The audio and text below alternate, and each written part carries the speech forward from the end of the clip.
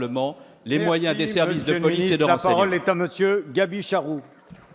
Merci, Monsieur le Président. Mes chers collègues, Madame la ministre des Affaires sociales et de la Santé, la mise en œuvre de la prime d'activité est effective depuis le 1er janvier 2016. Celle-ci remplace le RSA activité et la prime pour l'emploi. Nous avions émis un avis favorable à cette mesure, mais nous avions également soulevé lors du débat plusieurs questions qui restent aujourd'hui d'actualité. En premier lieu, cette prime est, par exemple, d'un montant de 132 € par mois pour un célibataire au SMIC.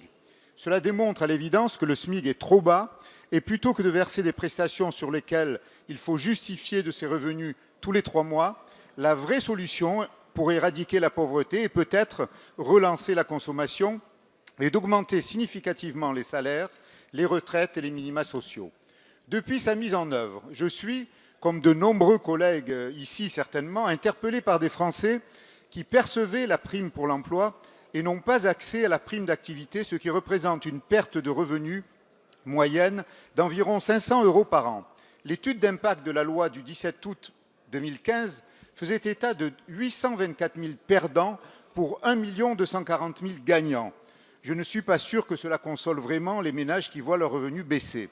D'autant que les revenus pris en compte pour percevoir la prime au 1er janvier sont ceux du dernier trimestre 2015, incluant parfois une prime de fin d'année et excluant de fait plus de personnes que prévu. Enfin, rapporteur de la mission Solidarité, Insertion, Égalité des chances, j'ai eu à déplorer le sous-financement de cette mesure, estimé sur la base d'un taux de recours de 50 %. Nous allons atteindre rapidement ce taux. On ne peut que s'en féliciter. Madame la ministre, quelles mesures comptez-vous prendre pour atteindre un recours de 100 % pour apporter les correctifs nécessaires aux dysfonctionnements cités et sur quel crédit financerez-vous cette action? Je vous remercie. Merci. La parole est à Madame Marisol Touraine, ministre des Affaires sociales et de la Santé. Merci Monsieur le Président, Mesdames et Messieurs les députés, Monsieur le député Gaby Charroux. Depuis l'entrée en vigueur du dispositif de prime d'activité, celle-ci a été versée à un peu plus de 2 millions d'adultes de tous âges et c'est un succès dont nous devons nous réjouir.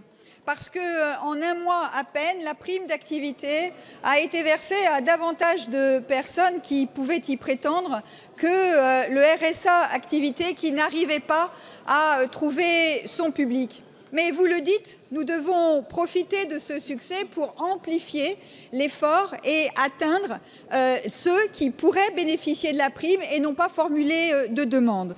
Pour améliorer le taux de recours, nous allons relancer dans les jours qui viennent l'ensemble des personnes qui avaient procédé à des simulations sur le site de la Caisse d'allocations familiales et qui n'ont pas fait la demande de la prime alors qu'ils semblaient y avoir droit. De la même manière, nous allons adresser un mail à l'ensemble des anciens bénéficiaires de la prime pour l'emploi, la PPE, pour voir s'ils peuvent bénéficier de la prime d'activité, ce qu'un certain nombre d'entre eux ignorent. Nous allons de la même manière relancer une communication sur les réseaux sociaux à destination des jeunes qui ne connaissent pas ce droit nouveau, puisque jusqu'à maintenant, ils en étaient totalement exclus. L'objectif, monsieur le député, c'est que le plus de bénéficiaires potentiels puissent effectivement bénéficier de la prime d'activité et le gouvernement débloquera les ressources nécessaires à la mise en œuvre de ce droit